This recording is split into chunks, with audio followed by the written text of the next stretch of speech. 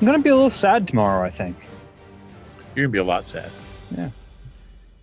Dave's happiest day of the year is day one of training camp, and his saddest day is the last day of training camp. Just about. This was day 17 of training camp, and we have one more to go. One more day to go, and then day off Thursday, Jets Friday. It was nice out today. Beautiful day.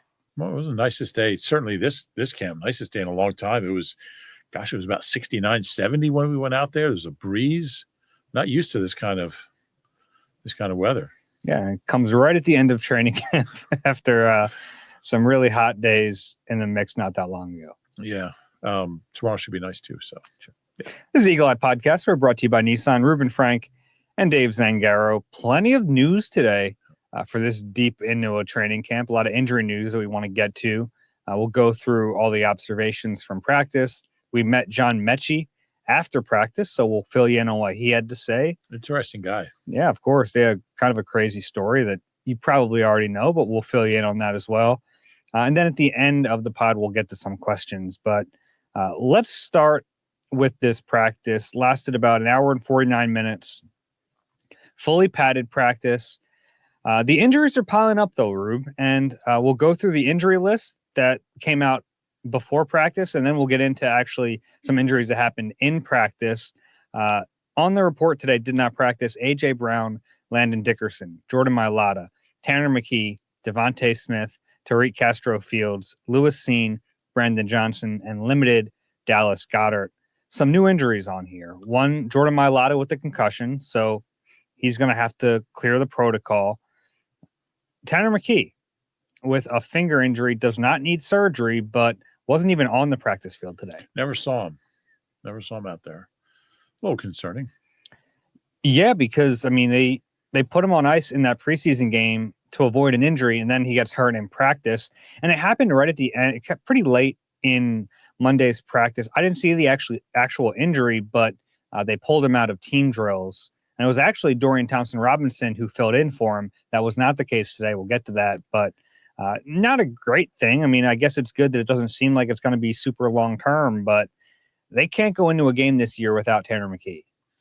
I think that's safe to say. And also Devontae Smith new with that groin injury. The sense we get about both Devontae and AJ is they're just going to be really cautious with these guys. Yeah, it's a little concerning because it's been a while for AJ, but nobody in the organization seems too worried about it. I know a lot of people have asked me if the Metchie move had anything to do with AJ's injury. I still don't think it does. I think they need a depth. But it's a concern when someone misses this much time. Yeah, I was watching him early before practice today, working out with the trainer. He looked good. He wasn't just running sprints. He was doing some cutting too. So it's a hamstring injury. They can be tricky. You have to be really careful to not injure it again, because then you kind of restart the whole process. And, when Nick Sirianni was asked, I guess late last week, if AJ had suffered a setback, he didn't say yes, but he didn't say no either. And based on the way things have gone, I think it's probably fair to think that there might have been a little tweak to that hamstring again. It seems that way. It seems that's possible. Hamstrings will do that. It's really tough to completely get rid of them. Yeah. So both AJ and Devontae were out at practice today. They were watching, involved in their own way. So unless they're missing the week before the game, I think you don't have to worry about that. But keep an eye on it. Game week, if they're not out there, then all of a sudden the alarms go off. Yeah, and that's not too far off. Mm-hmm. Those were the new injuries before practice. As far as the injury in practice, there were two of them. One to Andrew Makuba, and this one happened right in front of me. It was a one-on-one drill against Nick Muse, the tight end, and right away he just pulled up, and Makuba grabbed at his left hamstring. And whenever you grab your left hamstring, that's a hamstring injury. You can't do anything. He tried to stay in practice, and I'm watching him just going, this isn't going to work. He tried to do one more rep in a different drill, pulled up lame again, went into the tent, and then went inside. So going to miss at least a couple of days here. Oh, yeah. And it's really unfortunate timing because we were ready to just call that battle the safety battle on Monday, he got almost every first team rep. Sidney Brown was only working with the twos, and it really felt like that was the change, that Makuba had passed him and then he was going to be the starter on day one. I'm not sure what's going to happen now. Yeah, there's no way to know how severe it is. I mean, the good thing is he wasn't carted off. I guess that's encouraging. Yeah, I mean, it just looked like a standard hamstring pull. Yeah. I've seen a million of them, and yeah. I don't think Sidney Brown's been bad this summer. I don't think he's had a bad summer. I don't think he's had a great summer, but if he does have to play, he's played before. You have experience there. And we're all excited to see Makuba as a rookie come in, but they're lucky they have Sidney. They have a guy who's played in the league. He's been here for a few years. He was here last year under Vic, knows the defense, and he's a tough physical run stopper. He's not a guy you want in coverage a whole ton, but there's worse backup safeties in the league, certainly.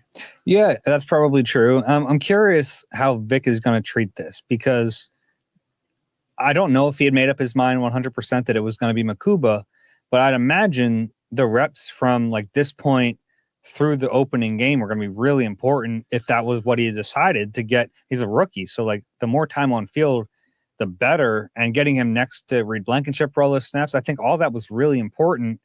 And now I don't know how long he's going to miss. Yeah, and it's a opening day's earlier for them too. So I mean, it's that Thursday, the 4th. So they would practice, I guess, Sunday, Monday, Tuesday would be their practice week. Then off Wednesday, then fly to Brazil. No, sorry. So everything's kind of condensed a little bit. So there's not a lot of time. We're talking about 16 days till the opener. So it's a concern. And we'll see. I think anybody who's on the field that Sunday when they start their week of preparation for the Cowboys, you feel good about. But if they're not, that's a big concern. Yeah. And it was funny because I was watching Makuba against Nick Muse very purposefully because I wanted to see him against a bigger bodied tight end, because I think that's where he can have some issues because he's just not very big. So I was like keyed in on that. And then I saw him pull up and not great. Yeah.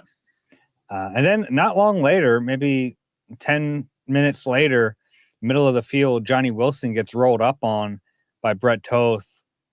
That one looks a little more significant. We don't know the full extent of it yet, but he had trouble getting off the field, had to be helped off the field, and then eventually was carted inside from the medical tent.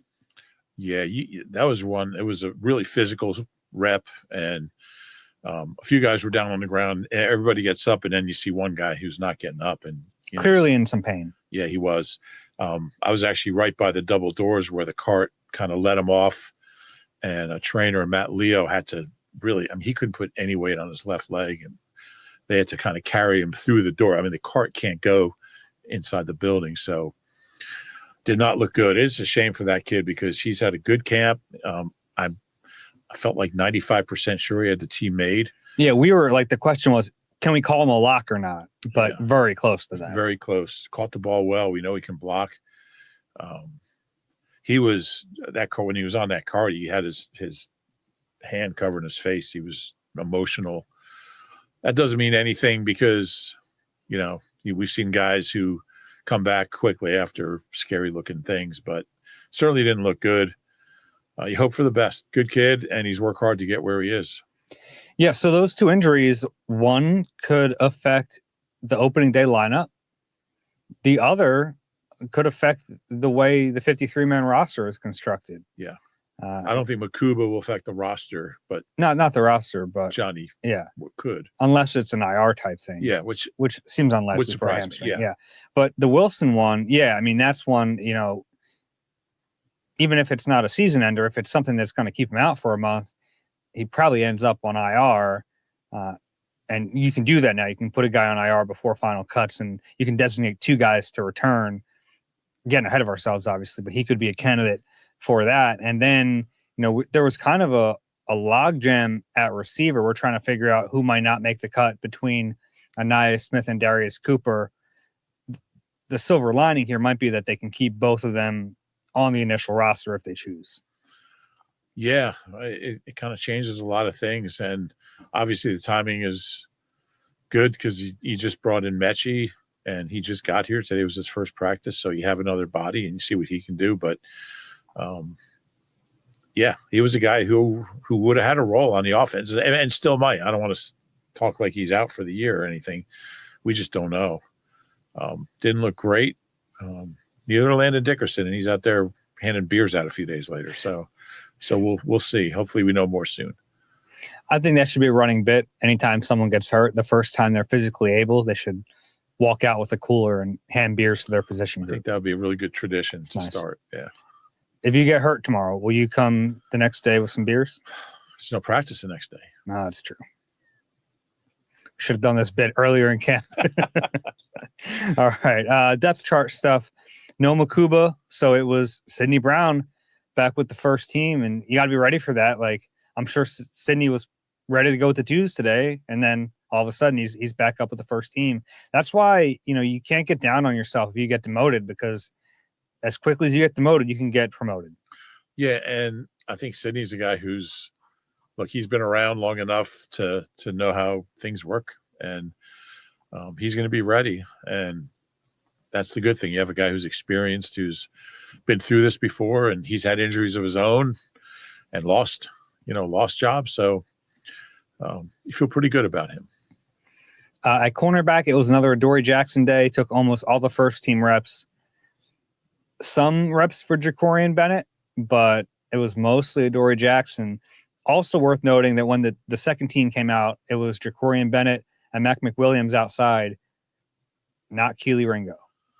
Yeah, it looks like Keely has been demoted. It appears that way. Yeah. And it appeared that way a few days ago, but I kind of like to see how things play out a little bit. It looks pretty apparent now. He was even getting reps like in the developmental period with a bunch of guys who aren't going to make the team. He made a play in the developmental period. He did. Yeah, which is good and bad. It's good that he's, stays up and he's able to do that, but not a good sign. I thought Adoree Jackson actually did some good things. I thought he had a really good day. Yeah. He started off practice with a big hit, which you don't expect from him. Yeah. On Darius Cooper, set him to the ground. Yeah. And then he had a nice pass breakup on Dallas Goedert, timed it right, climbed his back, and got his hand in there. That was a big hit on Darius Cooper. Mm-hmm. It was like probably a little over the line hit. To the point where some of the reporters next to me were going, "Are they live?" And I was like, "No, they're not live." But that play, it looked like it. Yeah. So I thought it was a good sign from Adoree Jackson, because if they had to play a game today, he's the guy. Now, I don't know what's going to happen in the next couple of weeks if Jacorian Bennett can catch up. I think he's the guy I have my eye on, at least for week one. I think after that, the guy to keep an eye on is Mac McWilliams, the rookie. But yeah, for week one, right now it's looking like Adoree Jackson. Yeah, which is a little scary, but it was good to see him have a good day today. Mm-hmm. Yeah, we've talked about it. That position, it's been a kind of a wild summer. Linebacker, Zach Bone next to Trot, Jeremiah Trotter Jr. to begin the day, but also a ton of Jahad Campbell. Yeah. And now a couple of days ago, Vic said Jahad's still a little limited with the shoulder, and that's why he's not getting maybe as many reps. I don't know. I'm not sure I buy that. Taking a ton of reps. Yeah, but not getting the first reps. I don't really understand it. I think Jahad's your starter. We'll see, but Trot's been really good too. Had a good day today as well. This is an interesting one on offense. Without Tanner McKee, it was Kyle McCord getting all the second team reps. DTR didn't take a rep until the developmental period late in practice. Yeah, I kept looking for him to take a rep. I thought McCord made a couple good throws. Had some not so good throws. As is his want. But it was interesting that there was no back and forth. There was no mix. I think right now McCord's in the lead. And look, if it was close, he was going to make the team.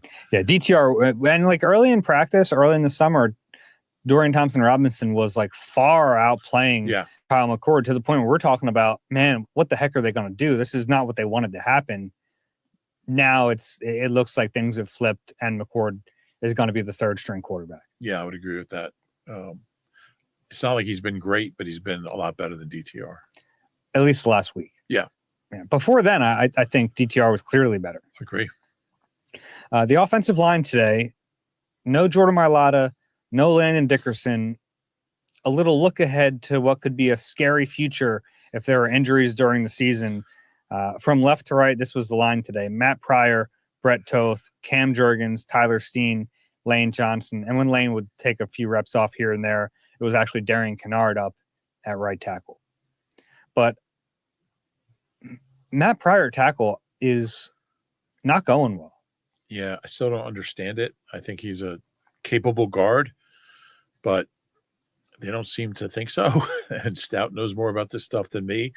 I'm concerned with the whole second team O-line. I think it's a legitimate concern. And it's one that flew under the radar for a lot of training camp. But now that there's some injuries and you're seeing what it looks like, if you're missing a guy or two, it's not great, especially a tackle.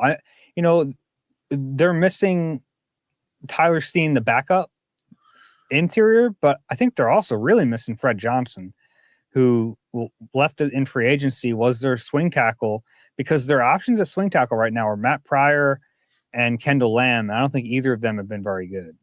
Yeah, I totally agree. I think they're both disappointments. But I just don't look at Matt Pryor as a tackle. No, he hasn't really been a tackle since early in his career. When he was here. Stout likes him a tackle for some reason. 2019 is the last time he really played. Yeah, I mean, he does look like a tackle, but he's built like a tackle. But his success has come at guard. So, and also, like, after those two, earlier in camp, I thought maybe Miles Hinton, the rookie, would challenge for that swing tackle role. He's hit a little bit of a rookie wall, I think, and he's not ready for that responsibility. Yeah, I would agree. And look, you don't expect a rookie late round O-lineman to fill that role. When's your next chat with him for surviving camp? Hoping to chat with him tomorrow. Okay. Look forward to that. I think inside they're at least have a chance to be okay, but those backup tackles are scary. Yeah, and you have a better chance of hiding a guard than you do a tackle, especially the way the Eagles play offense. That's what, I mean, they win on offense because they allow those tackles to live on islands, and they're so good. You don't have to help them. Once you have to really devote help to one of the tackles, it really changes the way they operate. And that's why it really does matter when they have a good swing tackle. And they don't have that right now. They don't. Kendall Lamb hasn't shown me much. The guy, he's played in the league. He's been around. Same with Pryor. So it's a position. I know there's only 2.5 weeks left, but I wouldn't be shocked if Howie wheels and deals here. Yeah, I don't know. I don't know what's out there. Teams aren't normally excited to give up offensive line depth. Yeah, Howie's got picks, though, he does have picks. He has 13 of them. 13 picks to play with. You don't need 13 picks. They began the day at receiver with Jahan Dotson, Johnny Wilson, and Darius Cooper. So Cooper ahead of Anais Smith at the start of practice. And then when Wilson went down, we saw some Anais Smith. We even saw some John Metchie. Yeah, which was interesting. I thought he looked good. He looked fast. Caught a couple balls. Dropped one. Yeah, that one that he dropped was like a laser beam from Kyle McCord, but yeah, he did drop one. I thought the one that he caught from McCord over the middle, it wasn't a perfect throw. He had to turn his body a little bit, showed some good body control. The ball was up a little bit, and he caught it. And, yeah, it was good to see. Also curious. Everyone's scrambling to their rosters. Who's number 80? Really? I don't know. Oh, okay. Just adding some color. You're the only new guy. I did. He wasn't on my roster. Okay. What's Paris Campbell doing out here? I love it. Receivers in the 80s, by the way. Let's get back to it. Remind me that I have a jersey number thing for later when remind me to get to that. I don't want to mess up the flow of the pod. Okay. Which I've already done. Well, yeah. But I know it's a big thing for you. Yeah, I mean, we were talking about jersey numbers just then. It was just Jacorian Bennett was asked about his jersey number. He's yeah. It is ugly. It is ugly. Yeah, 49 is not great. He was like, yeah, I got to get me a new number. Remember Ronald Darby in 41? Yeah. But he had to wear that, right? Because it was too late in the process. Did he wear 41 that first season here? I don't think so. Oh, that's a good question. I have to look up I have the Eagles all-time jersey numbers in front of me. Of course you do. Although you say you have it memorized. No. Well, I almost have it memorized, but let's see. 41. We'll be back with you as soon as Dave looks up Ronald Darby's Yeah, jersey he number, wore it in 2017. his first year. Yeah. I remember that. Okay. Yeah, if you're a cornerback, you don't want to be in the 40s. Yeah. A few, I guess, that were good, but not many. Overall, rough day for the offense, I thought, kind of sloppy, but probably great on a curve because they're without so many of their key starters that it's tough to get a flow going. Yeah. They really don't have any of their skill guys. Mm-hmm. Saquon's not out there getting a ton of carries. Yeah, he did get some today. He got some. Yeah. Jalen Hurts threw an interception to Nolan Smith, who kind of dropped into coverage. Looked pretty smooth, dropping into coverage like that. Showed good hands. Yeah, he did. There were a few plays today that, like, were they sacks? Were they not sacks? The play continued. That was one of them. Yeah. And sometimes that's really tough to tell because they don't blow them all dead and the play continues, but you're going, okay, but that would have been a sack. So we all kind of just stand on the sideline, decide, was that a sack? Yeah, it was a sack. Red zone period, pass to EJ Jenkins for a touchdown. And then one of my favorite moments of training camp, they ran a shovel pass to Grant Calcaterra for a touchdown. And everybody's thinking Big Red and Brian Westbrook. Yeah. You see that play. I think Kevin Curtis. Kevin Curtis? No, it was number 80. He was number 80, right? No, who did he ran into Chad Hall. He used to love the shovel pass to Chad Hall. Yeah. Air Force? Where was I think. He was coaching for a long time. He was coaching with Sean McDermott with the Bills. I'm not sure he's still in the league, but love a shovel pass. They tried one earlier and it didn't work. It got sniffed out. But then that one worked pretty well. You've never seen he's with the Giants. Chad Hall, assistant quarterbacks coach. Oh, good. Isn't that interesting? Never seen anybody as popular as Chad Hall in Military Day. Oh, yeah. When up at Lehigh, he used to just have like 1,000 guys surrounding him. It was really cool. He repaired jets, by the way. No, he's with the Giants. I knew that was so bad.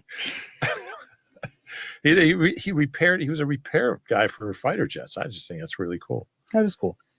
My dad was in the Navy and he worked with so he was on a carrier and he worked with the crew that, like, I'm not going to get the terms right here, so don't email us about this, but he worked with the crew that would have like the giant rubber bands to catch the planes as they land. That's like part of what his job was. Now, don't they have like multiple? Don't they have like 3 of them? Yeah. Yeah, because they have like 3 chances basically. Yeah. But if not, they just take off, like they go back up. They go back up and then try to get. I could watch planes landing on aircraft carriers all day. I think it's the coolest thing. Yeah, it is very cool. Yeah, I've never actually seen it like in person. But I guess you wouldn't. Yeah. Like, they don't really have aircraft carriers at training camp. They had planes at training camp today. They changed the flight pattern for PHL. Yeah. There was jets taking off when we were talking to Kevin Patullo. Couldn't hear him. I asked one of the PR guys to call the airport and divert the jets. That's funny. Okay. Back to football. Will Shipley. A lot of catches, like 4 catches in a row from Jalen Hurts. And it was one of those, the Eagles run these drills where it's like ones versus ones versus twos, ones versus threes. So they're constantly facing fresh legs on defense, and 4 passes in a row to Will Shipley. And we've seen him just catch everything. I've said this so many times, just how the ball just finds its hands. It just settles in there so like softly and easily. AJ Dillon was talking about Will's receiving ability today, just raving about how good he is at it. That's going to be his role. Absolutely. No question. So it was funny. I asked him about catching. We can jump ahead a little bit. I asked him about catching passes because, like, we always ask him about getting better at the things he might not be as proficient in. But I was like, how do you get better at the thing you are best at?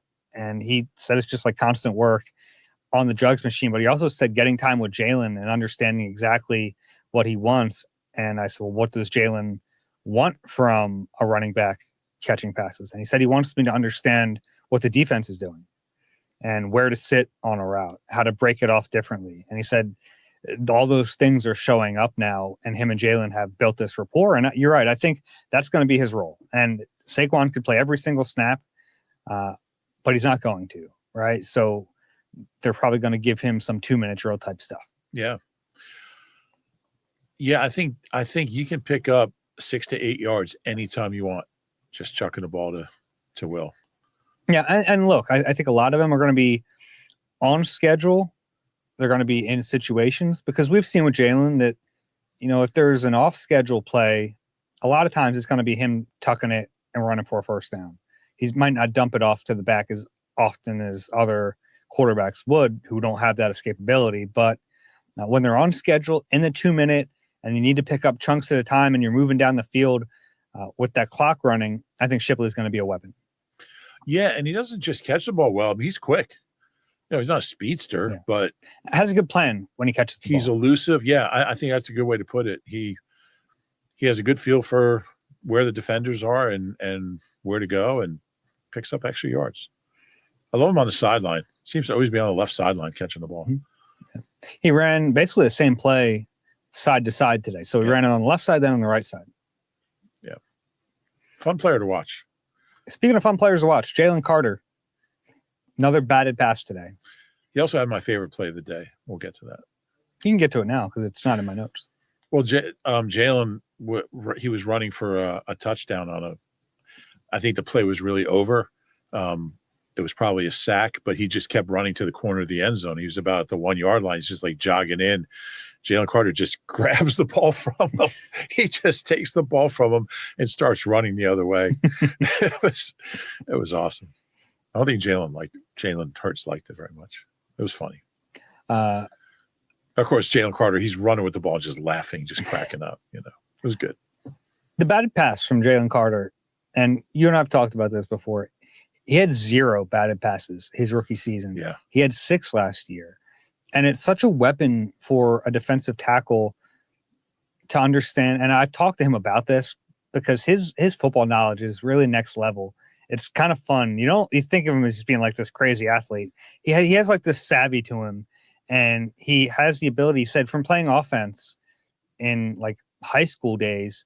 So he has a little bit of understanding of quarterbacks. He like watches to see when he thinks a quarterback is going to release, so he can time his jump correctly to knock a pass down. And it's something that became a weapon for him last year.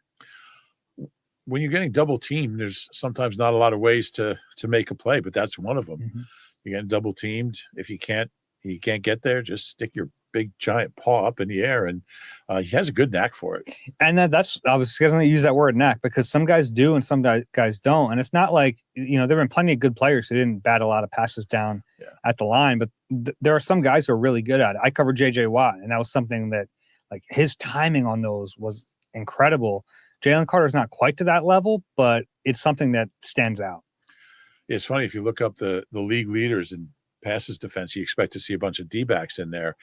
And I think he was 4th or 5th in the league last year in deflected passes, and like all the guys above him are all D-backs. So it's cool to see. Okay. And, once in a while, those can turn into interceptions. And he's so savvy. At some point, he's going to bat a ball down and catch it. I guarantee he's going to do that one day. Yeah. I also think he's one day going to catch a spiked ball. He was really close last year. Mm-hmm. Really close. What a play that would be. I think he's going to do it one day. I do too. He's been trying for 2 years now. There's a lot of times, like when a quarterback's trying to spike the ball, like it'll kind of flip down instead of just, And they don't spike it hard sometimes because, I don't know, maybe they have to go get the football. I don't know. They just don't spike it hard. Yeah. So they drop it. He can get in there. Yeah. That's going to be a fun day when he finally does That's going to be one of my bold predictions this year. Oh, I like that. Week 6, yeah. That's fun. Week 6, remember that. You're on record. Jalen Carter, interception on a botched slide. I've got it. I don't have a ton else today. 101s were fun. Giles Jackson. Impressive catch down the field. Yeah. It was like a batted ball, and he caught it. He batted it to himself and caught it tumbling to the ground. He's had a few here and there splash plays. Yeah. Did you watch O-line, D-line 2-on-2s at all? I did a little bit.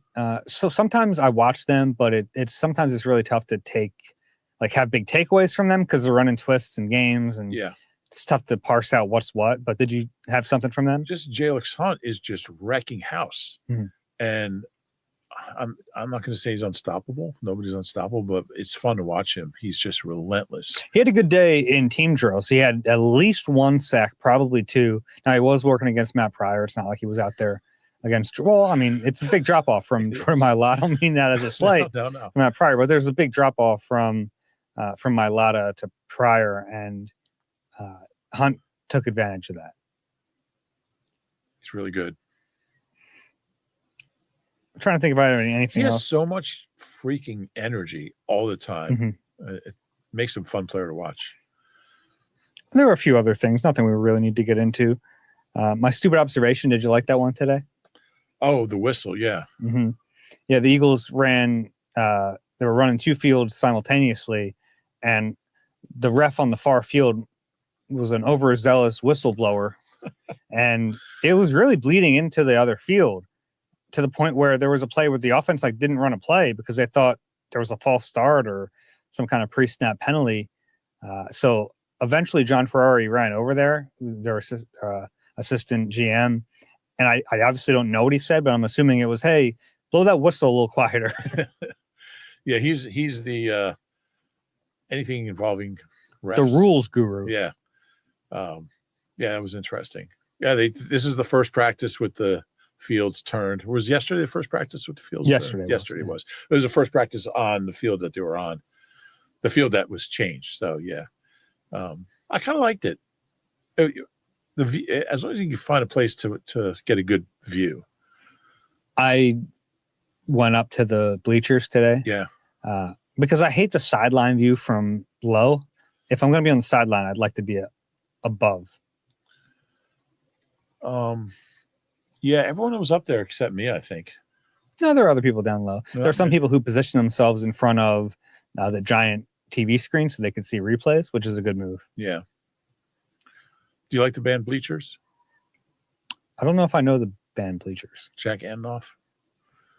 He's like this big time producer. He produced a bunch of Taylor Swift stuff. Okay, maybe that's why I know his name. Yeah, they're good.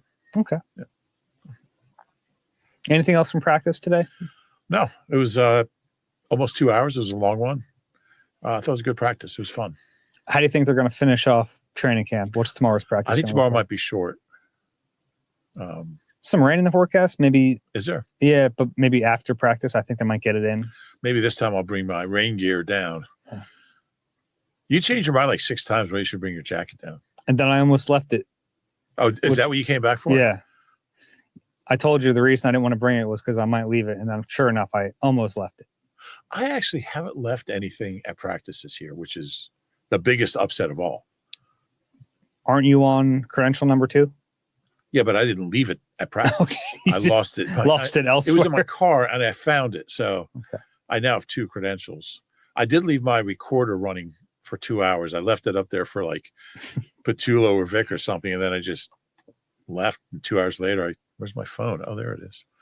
So I have the entire, anything that was said in that tent for 2 hours, I have recorded. You could erase that, please. I did. Thank you. All right, let's take a break. When we come back, we talked to John Metchie, we talked to Kevin Patullo, and some other players. We'll get into all that when we come back. You deserve a car that thrills you, a car that puts goosebumps on your goosebumps.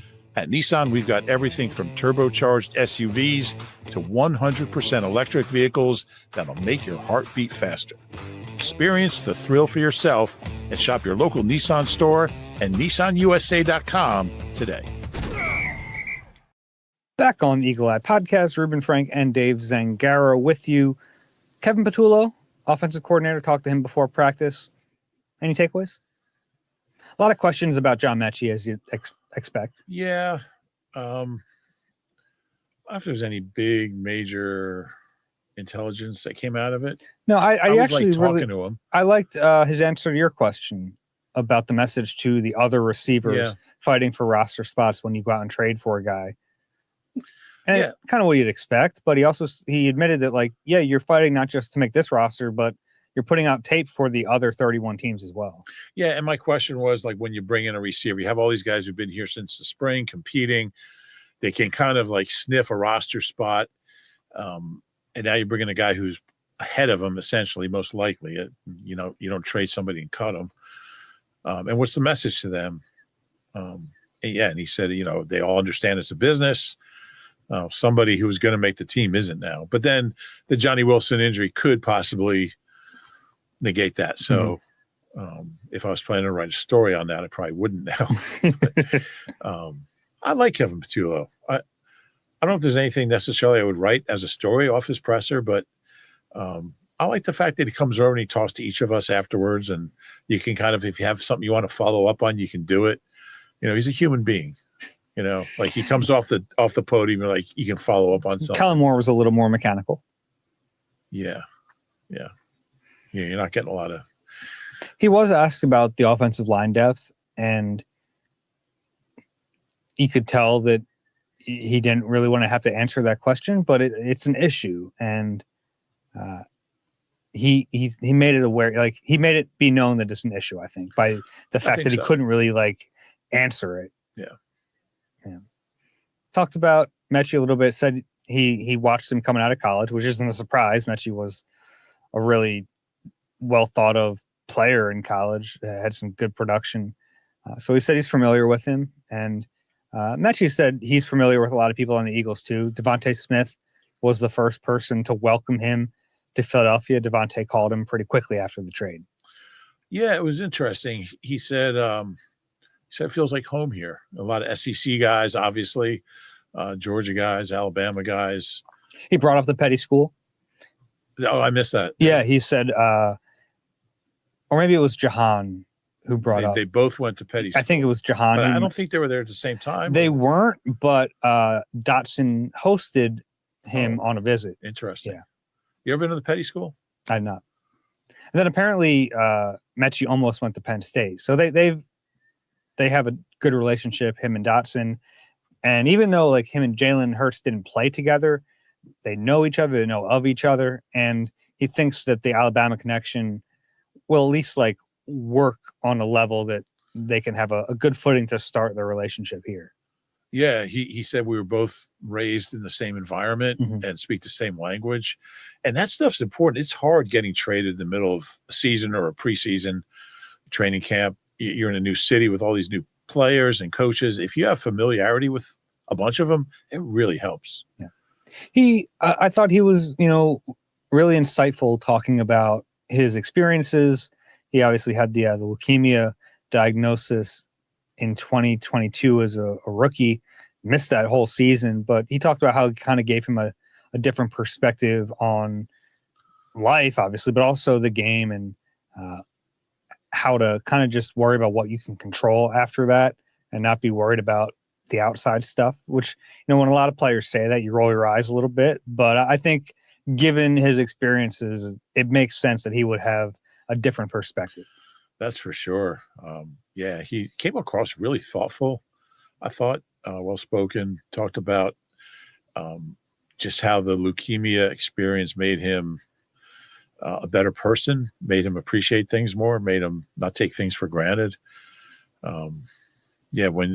With what he's been through, to say that, it carries a lot of weight. I remember when that story happened because I obviously covered the Texans years before that, but when I was there was also a young player who got a cancer diagnosis, David Quessenberry, who's still in the league somehow. He was like a 6th-round pick.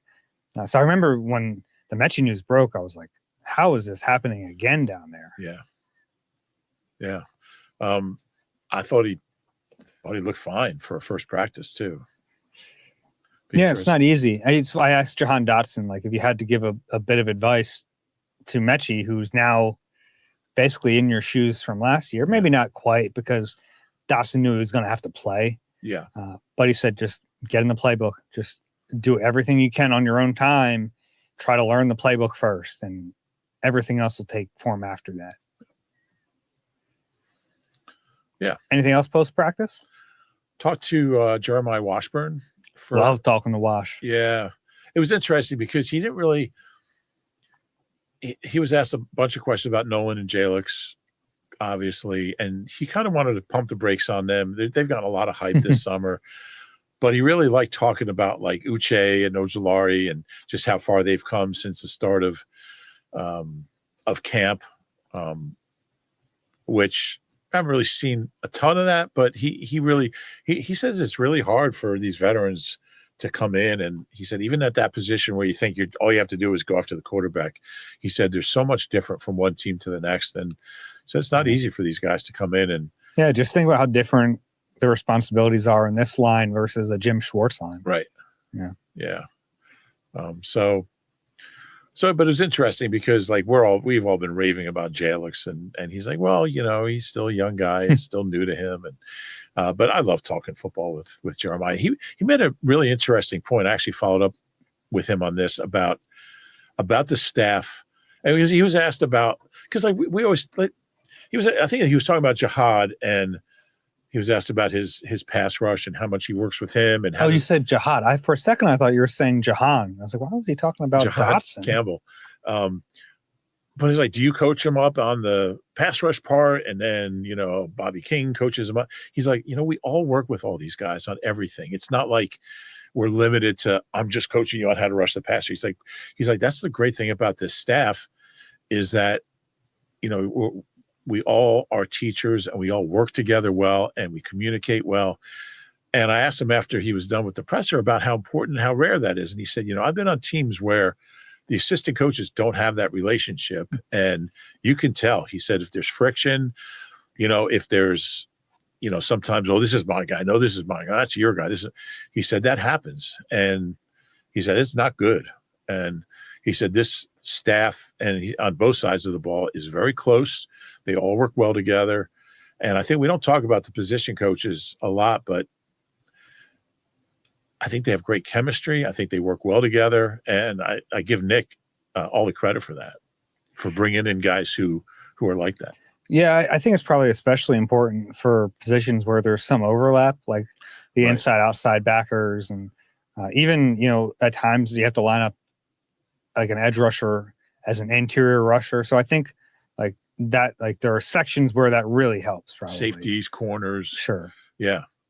And then, we've heard linebackers and nickels have to work together. Aaron Moorhead working with special teamers because his wide receivers are all special teamers. So he works with Michael Clay. It was interesting. I found that very interesting and probably worth doing a story on. Mm-hmm. That's good. Wash has a unique perspective because he has that scouting background as well. He's an interesting figure. He's coached O-line. Yeah, he's an interesting figure in the. He is. Yeah. Anything else from post-practice? Who else did we talk to? We talked to, we talked to Kylan Granson. Mm-hmm. He's had a nice little summer here. Yeah, and I asked him about, it just seems like maybe 2 weeks ago things clicked. He said, that's what I felt like. He said, I was kind of in over my head the first little stretch here. And then, there's always that day where you're like, you feel comfortable. And I think he's caught the ball really well. He's been kind of a surprise.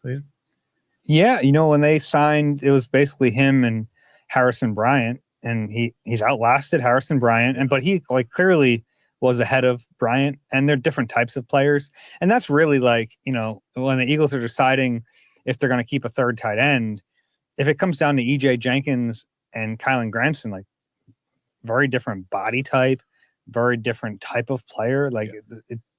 I think EJ probably has more upside still, but Granson has been really productive this summer.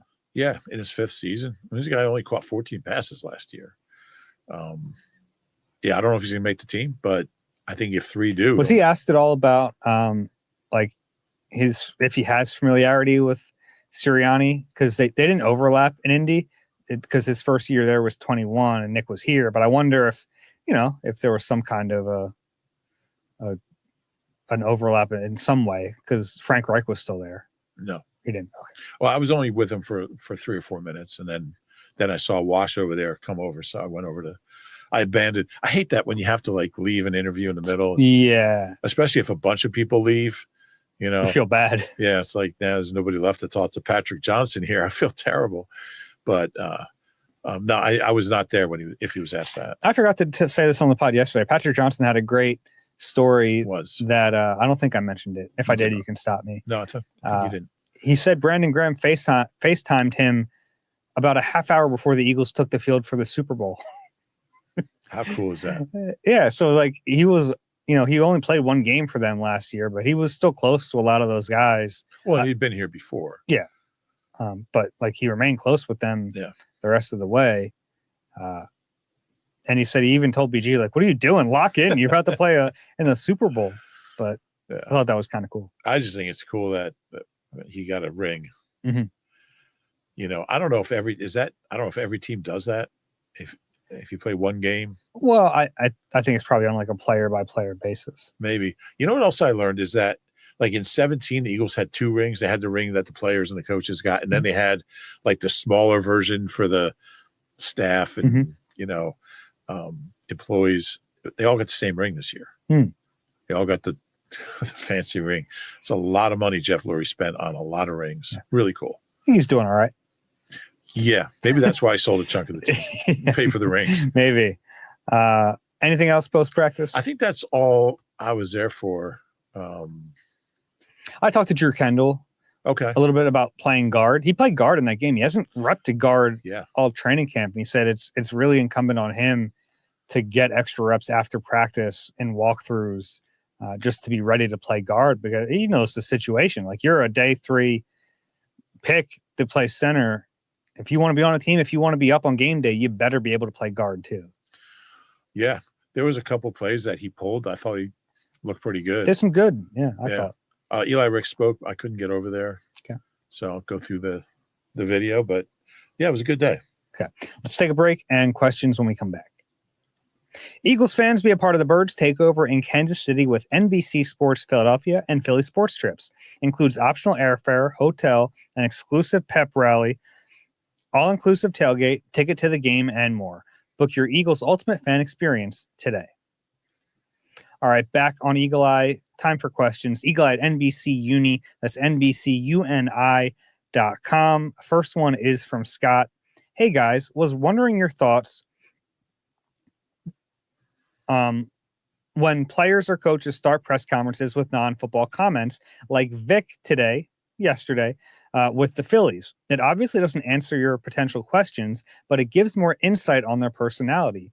Do you like it when players or coaches open up like this?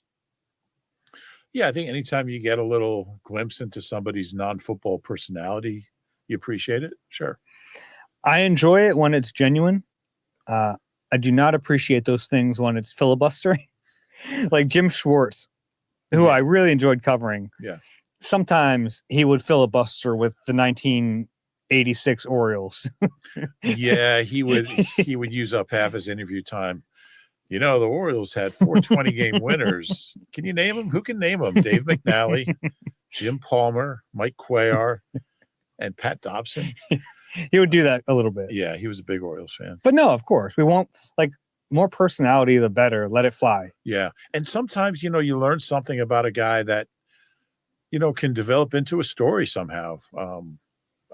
Look, I think the most interesting stories we do is kind of learning about a player's stuff that we didn't know about and sharing that. So absolutely. Yeah.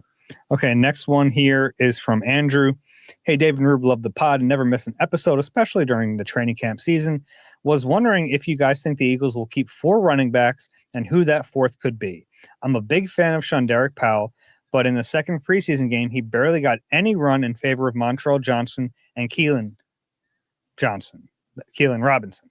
It should be. I feel Powell should be getting more time. Yeah. Montreal Johnson, a nice catch today. Haven't seen a lot of that. I don't think any of those guys are going to make the 53. Just don't see it. Yeah, I don't either. If one would, it would be Montreal Johnson. I would think so. Yeah. And I think I like Shonderick Powell. I think he's flashed a little bit. I think Montreal Johnson has more upside. Yeah, I would think so. But look, you can get any of those guys on the practice squad that you want and have them a phone call away or a locker away. So there's really no reason to put any of them on the 53. Mm-hmm. Yeah.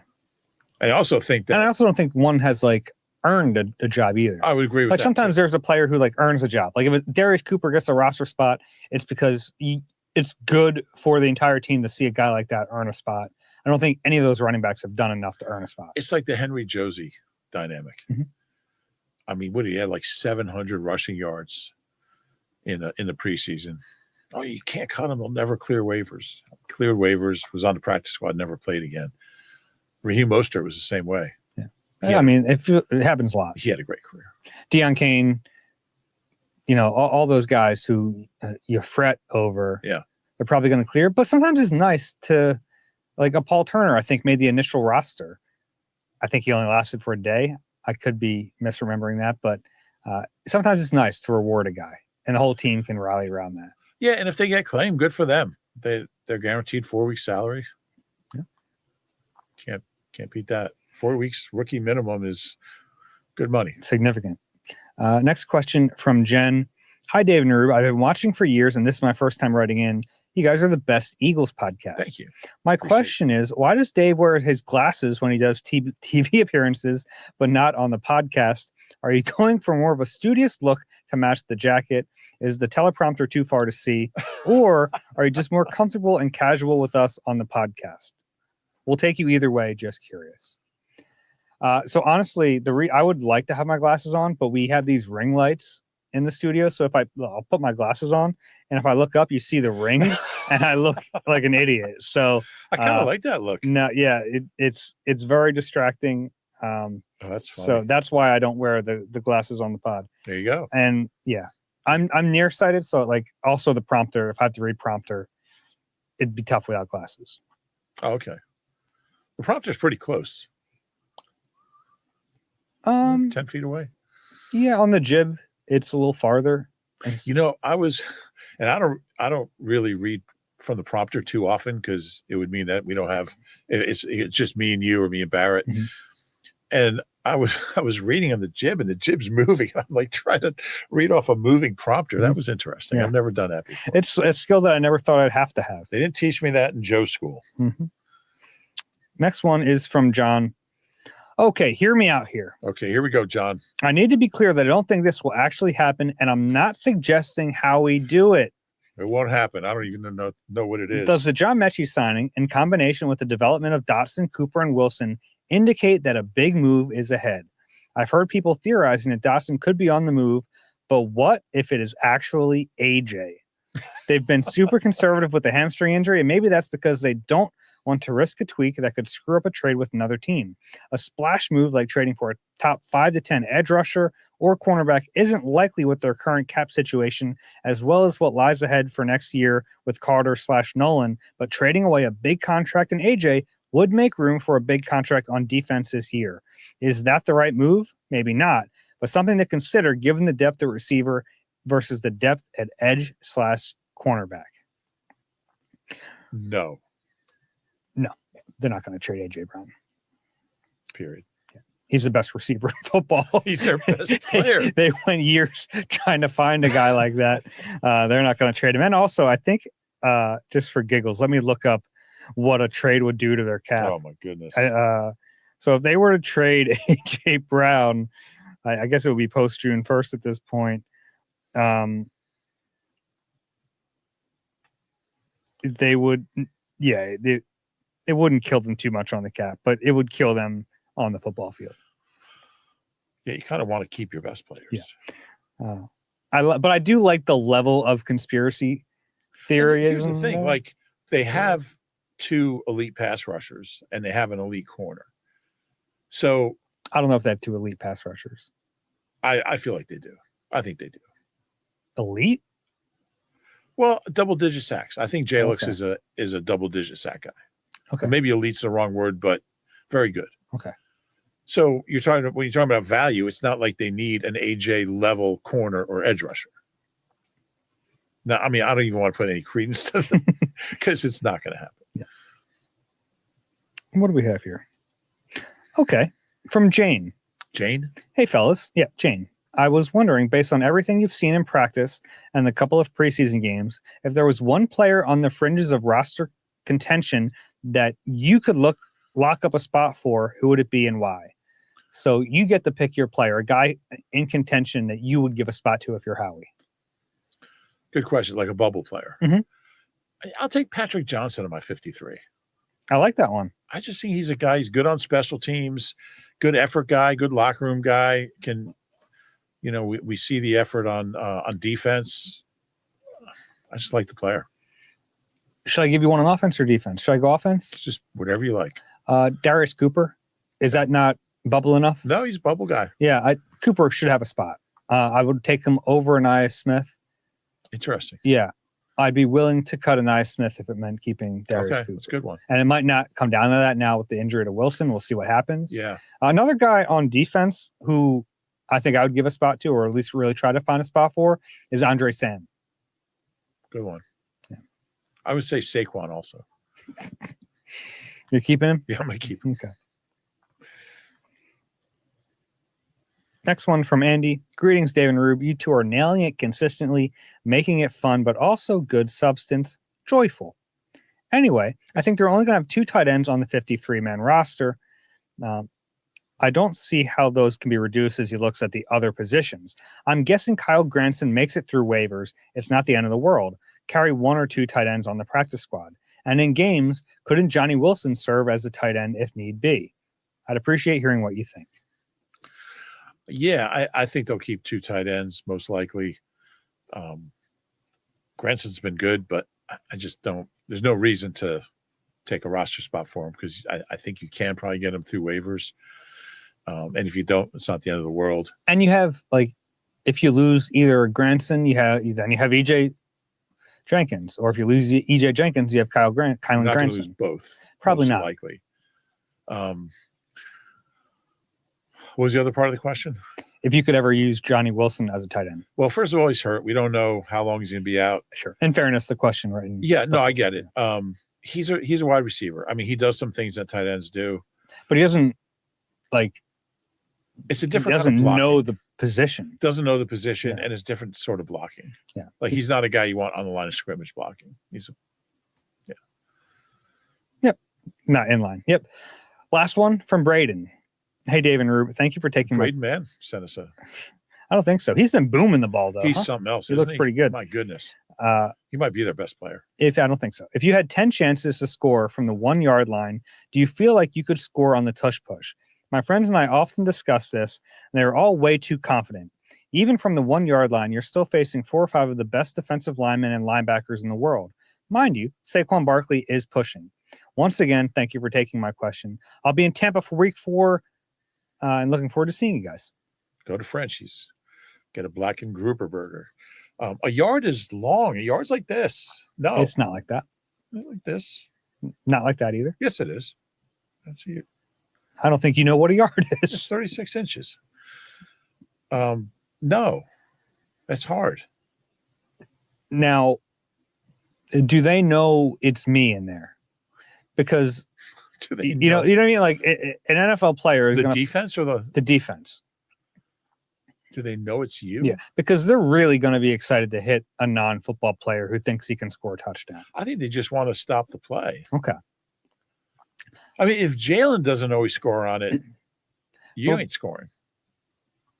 But you get 10 chances. This to is like score an once. Elliott. This is like Elliott will get 4 hours on the radio over this topic. You don't think once out of 10? No, I think I'm not saying I would want to do it. I think you go I think backwards. I'd be really hurt initially.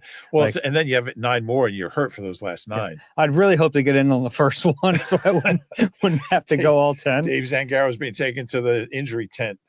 I think you have a chance just because if you like get behind Landon Dickerson, and I'm also like good natural leverage You're out not of me. getting in.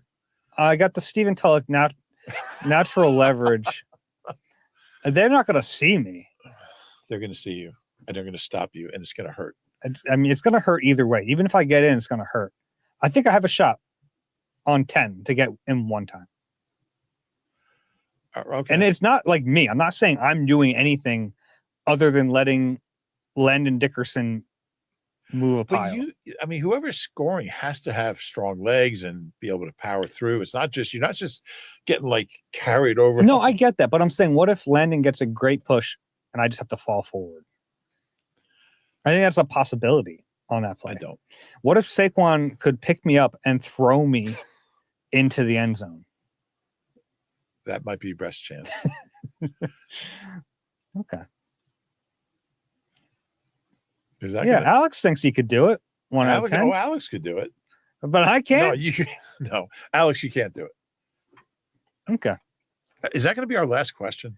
I was going to end on that. Yeah. What a last question to go out on. I think it'd be a lot harder than you think. Okay. I'm not saying it'd be easy. I'm going to ask Saquon that next time we talk to him. You think Dave could score if he had 10 chances from the 1? I think I know his answer to that. All right. If you have a question for us, eagle at nbcuni.com. If you enjoy the pod, please rate and subscribe wherever you get your pods. If you're watching on YouTube, click the like button and subscribe there as well. Rube, final words? That was a fun day. Can't wait for tomorrow. All right. We'll talk to you guys soon.